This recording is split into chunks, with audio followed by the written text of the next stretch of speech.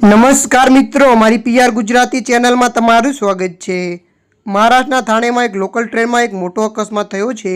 મુંબઈના હૃદયની ધડકન કહેવાતી લોકલ ટ્રેનમાંથી પડી જવાથી 8 મુસાફરોના મોત થયા છે।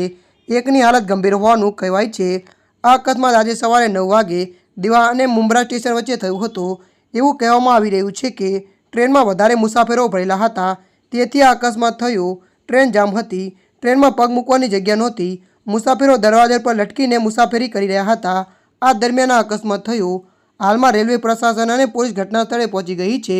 અકસ્માતની માહિતી આપતા મધ્ય રેલવેએ જણાવ્યું હતું કે થાણેના મુંબ્રા રેલવે સ્ટેશન પર CSTMT તરફ જઈ રહેલા કેટલાક મુસાફરો ટ્રેનમાંથી પડી ગયા હતા।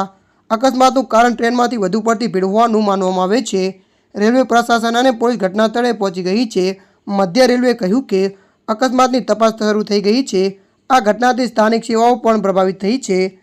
ત્યારે મિત્રો, હાલ માટે આટલું। મળીશું નવી અપડેટ સાથે। જો તમને અમારો વિડીયો પસંદ આવે, લાઇક, શેર અને સબસ્ક્રાઈબ કરી નાખજો। ધન્યવાદ।